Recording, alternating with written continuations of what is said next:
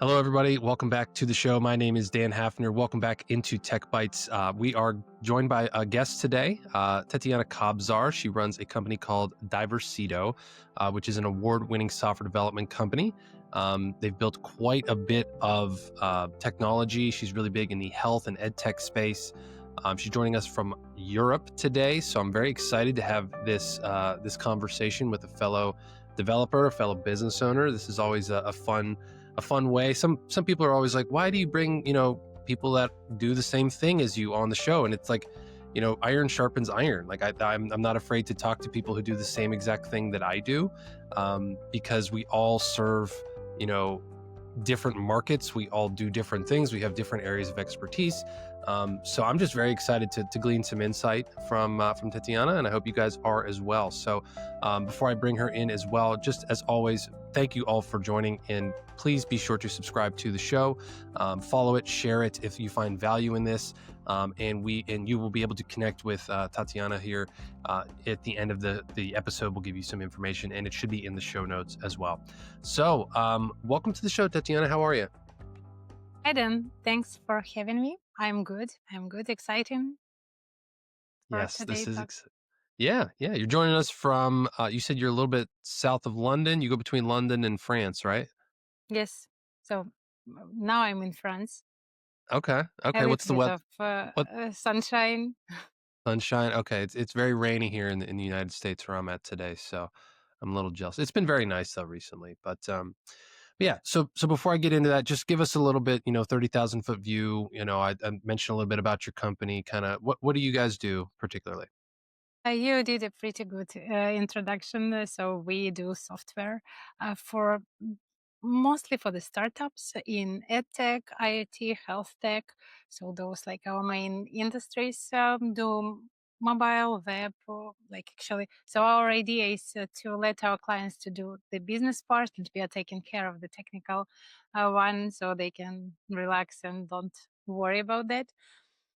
Also, I'm running my own little startup. So that's like, interesting to wear my clients' shoes and work with developers as a client rather than as running the service company. So that's like, Interesting. very interesting period of my life. Interesting. Yeah, you're kind of doing you're like the client to your own business almost. It's Exactly, kind of cool. exactly. Interesting. Okay, so how'd you get into software? Like I think you've been running your business like over 10 years, something like that. Yep. I worked in a startup before, and it didn't survive. And the company got closed, and we had a team. And I thought that probably uh, we have a good team. Let's try to do something together. And I found a couple of clients, and we started to do the projects for them. And then, like, it's grew organically to our like 30 people. I love to hear people kind of with that similar path of like we were working here, or I wanted to do this thing, and I just kind of eventually did it. So, well, before I get into the granular details, like, so what do you think? What do you think? I'm going to start very big, very broad. What do you think is, from what you've seen, the clients you've worked with, maybe even in your own startup, what do you think are some of the biggest things, obviously inside of AI and all of the revolutions going on with that? What do you think are some of the biggest things that people might be missing? Like some of the obvious things that maybe you see in the development space that maybe everyone else is missing. Like, is there any blind spots we should be aware of that you know of? From what I see, a lot of startups, they think about how to build the product, but don't think that much about what are they going to do with it after it has been built. So, like, how they going to acquire users, how they are going to market it, and other things. So that's in this I see the most of cases when the startups fail because they build software, but like they cannot bring enough users to have this momentum and to be profitable and to grow and actually to build a like normal business after the bootstrapping and MVP and other things. So that's what I see. And it Interesting. always has been. So it is not some new trend or something. So Yeah. that's enough Some for things me. never change, so this is interesting. Do you think that's because of a lack of validating the product before you built it, or more just a lack of skills in business and marketing? Do you think it's I one or the other? I think it's a little bit of both. Especially, for the passionate startuppers who have a great idea and they're just, all into bringing it to life rather than um, like thinking of more back to the ground things like, where to get money, where to get users and other things. I recently, last week, I was participating in the panel in Apps Forum conference in London, and it was like such a eye-opening for me because um, I'm also focusing on the development part of things mostly. So all my experience is more on the building products rather than promoting them. And this conference, so I was talking about the gamification there, but all the rest, it was like some different world. So I haven't heard like part of that like terminology there. And first I was lost, but then I just started to absorb it and I understood how actually cynical those people, but I mean in a good way. I mean they're very pragmatic. They're not talking about saving the world, like making it a better place, but more like the numbers, monetization, like the paywalls and other things. And they're like super business focused, how to make you profitable, how to make it bring you money, how to and other things. And it was like very very unusual from the regular like well, maybe not regular, but I mean to the previous conferences where I have been, where all those like enthusiastic startups who are like more about all those values, but those people, but without it you cannot grow. So that's like true. So I understood that how uh I had this blind spot a little bit, and so now I'm trying to understand more about it, and at least also to recommend my clients, especially on the early stages, to put it into their strategy, to think about it like more long term, not just so we are fundraising for the MVP and some next steps, but more like because it's also from the findings, it's also like where most of the money go to build those momentum, to bring those users, but like it's not that often when people think about it. Yeah, yeah. So what was the name of that conference again? It was apps forum. Oh, okay. I thought I had saw marketing for that. Yeah, That probably. would be cool. If I wasn't across the pond, I would probably have gone to that. But no, that's interesting because yeah. So I remember when I first started my business, I was like, okay, I'm just going to be the builder. Like I'm just going to be your developer, and I don't want to have to deal with the marketing of this. I don't want to have to deal with like that's your job. This is your product. Like I'll build it for you, and then that's where it stops. Like I'll support you if like down the road we need to fix some bugs or do some improvements. Like great, and it's still the bulk of what I do. But I also realized that there was a huge missed opportunity there, because you that's the natural next step. That's the natural next step to like, okay, great, we got this awesome thing. Now, how do we go build it? How do we go monetize it? How do we go like market it, raise funds, whatever you want to do?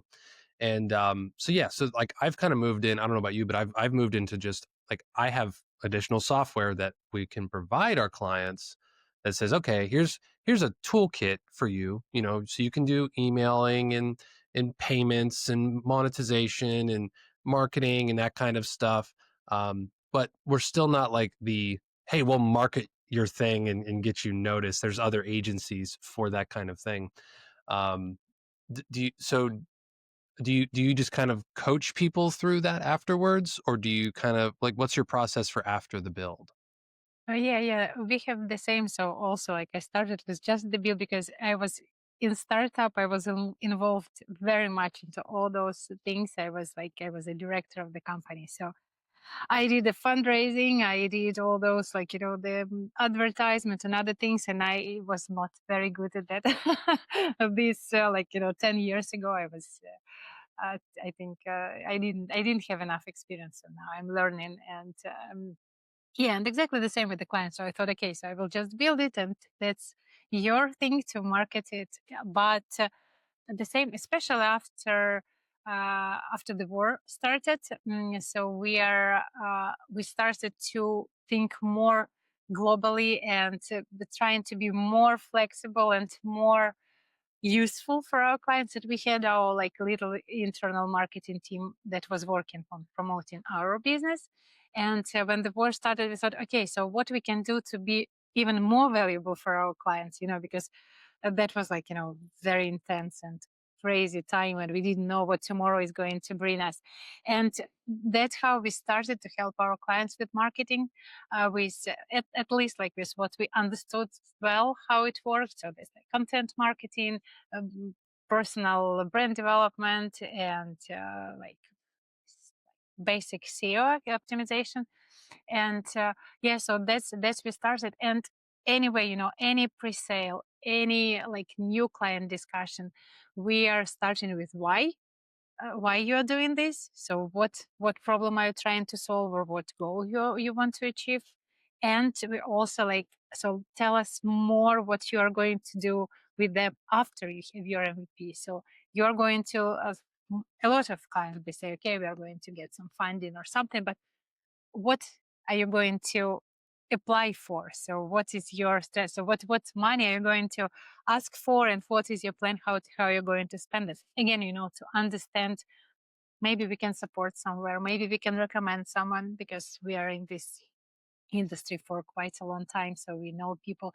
But just because what I personally believe, that success of our clients is our success as well, because the more they get, the more they will develop with us as well. So that's my approach.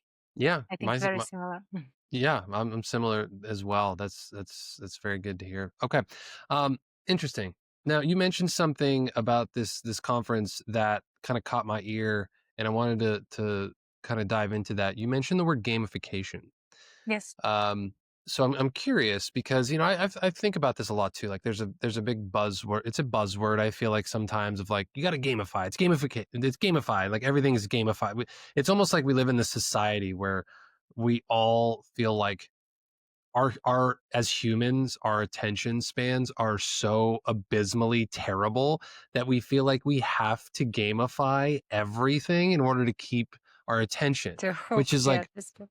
that's a whole separate conversation on humans overall. So we don't need to have that conversation. But because I'm I'd love curious, because like, to. yeah, I mean, maybe if we have time, but but my question is like, so we build like a lot of apps that when I think about it, I'm like, I don't know how you would gamify this. It's not really something that is like that can be gamified in a way. And maybe that's just limited thinking. I'm curious, like what are some of those concepts that you could share with us that you learned about gamification? Gamification. I can talk hours about gamification, because that is my passion, gamification Okay. and behavioral design. So that is like my thing. So for gamification, I think that gamification is much wider term. That when person hears gamification, what they usually imagine, they're like scores, badges, leaderboards, Yes. maybe streaks.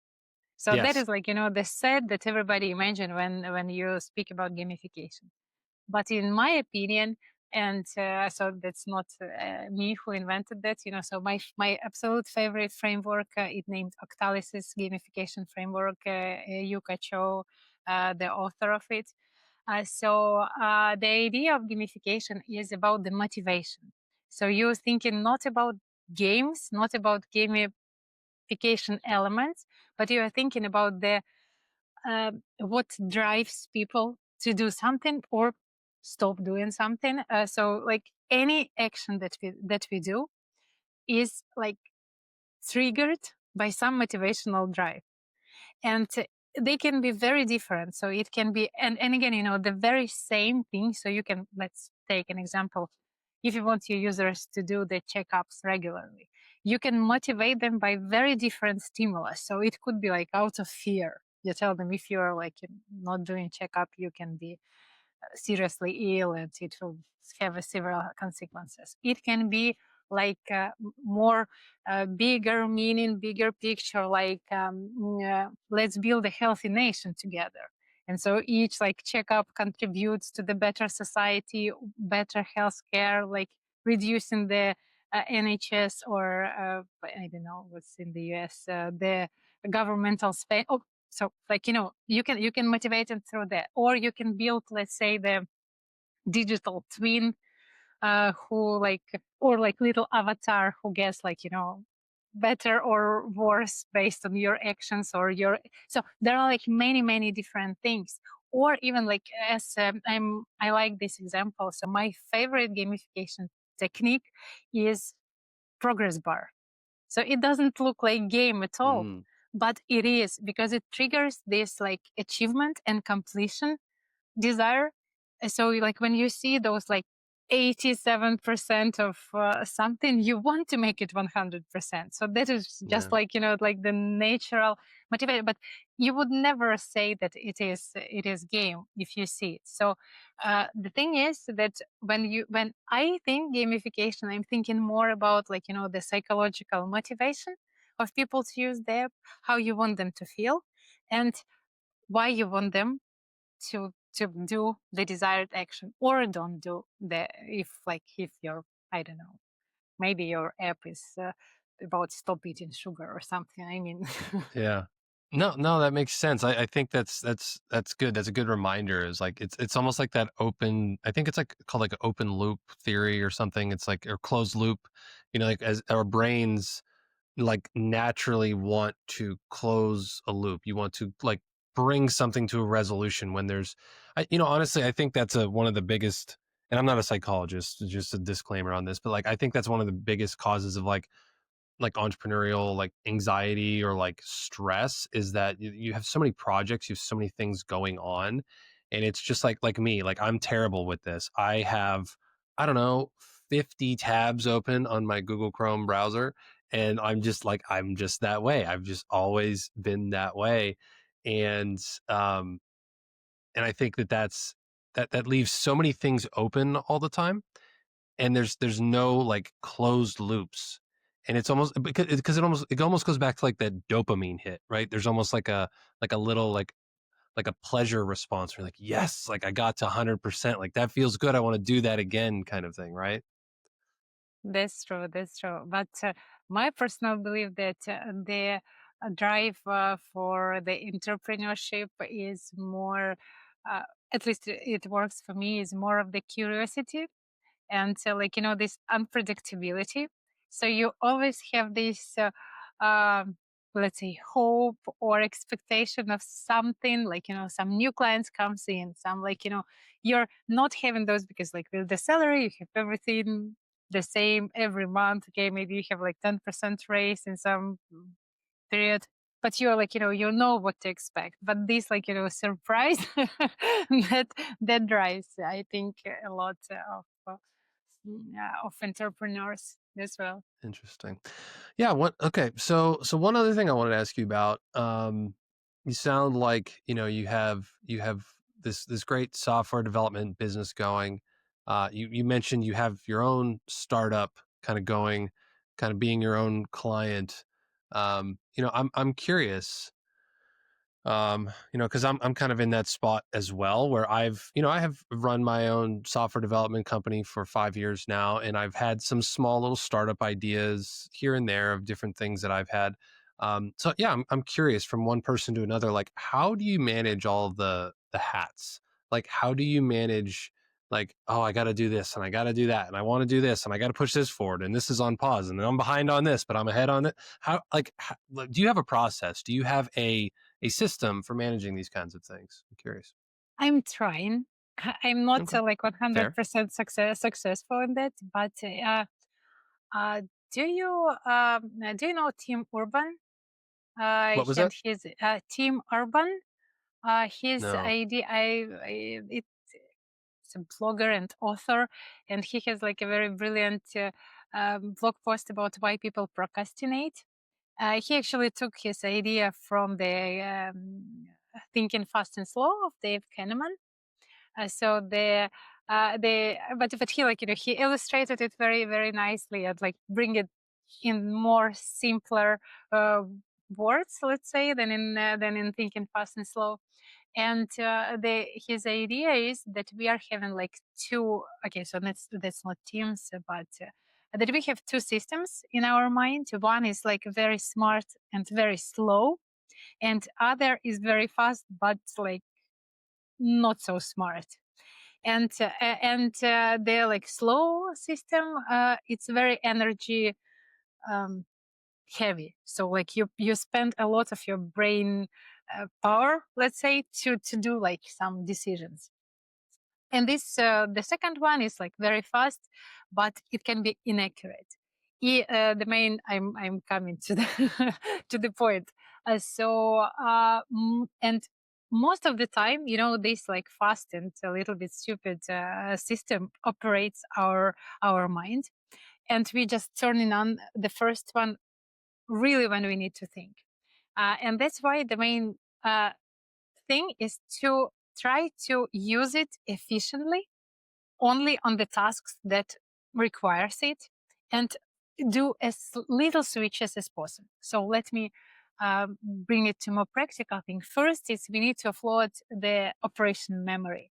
So not to keep tasks in loop in our heads, but offload them. So basically, as soon as sometime, because I think that every person, especially founders, like we have I don't know, every hour you have a lot of things from the very different areas that require your attention or your actions, like all the departments. Sometimes they come to you in random time, write you in Slack, you got some email, somebody, and not to mention your personal life that also has a lot of to-dos and other things. And as soon as you've got the new to-do, you are writing it down. So you just need to have some reliable like storage of all your tasks. So like inbox or something, you are just writing it down there. You're taking your like conscious time to go through your tasks, rewrite them into the very clear and simple instruction, not to spend another like thinking on understanding what you mean there. So like the task like email Dave, it like you read it and you're like still need to think, you need to remember what actually I was trying to say. But if you write task like write Dave that I am not coming tomorrow to our meeting and ask to reschedule, let's say. So that's like very easy. Okay, probably this task would be easier to just do than write, but I mean the idea is that it needs to be very precise. If it is like some task that you understand that you procrastinating it over and over again, so this task like hanging out in your to-do list for like couple of weeks, you need to rewrite it and like make it the smaller step. So for example, if you have task, create the presentation for the conference, and you're like, oh my god, I need to see it and think, and it looks like very long thing, let me just work very quickly on something simple here, and you never do it. So you're just, in this case, you need to again, like do the decomposition of it and take the first step. Um, so let's say with the presentation, it's like um, look for the book which you want to base your presentation on. For example, find it on the shelf and put it on the table, for example, or something like that. And it just gives you, and usually when you started to do, you made a baby step, and then you probably do a couple of more, and that's how you make things move. So basically, it's just write everything down, try to keep as little as possible in our head, and that would be the general recommendation. That's good. That's good. And my mind just goes, I love having these conversations because my mind just goes to how analogous software development is to all of these things, And I think about documentation. And I think about a lot of the tasks that we've had with some of our clients recently around like, hey, how does this work again? And we go back and we're like, oh, we didn't document this very well, Mm-hmm. because now we're taking the time to go back and figure it out. What did we do here? Why did we do it this way? What was our decision process going through there? So that was a very valuable lesson I learned recently with a couple of different clients, was like, okay, our documentation game needs to definitely improve, you know, That's because true. That's it true. saves you. So I mean, that's my piece of advice for anyone listening. If you're even if you're just building your own software product, like, documentation sucks. It's not fun, but man, does it save your life at some point. Like, it really saves time. It might not be tomorrow, it might not be next week, it might be next year, but you'll be glad that you did it. Like, you really will. Um, 100%.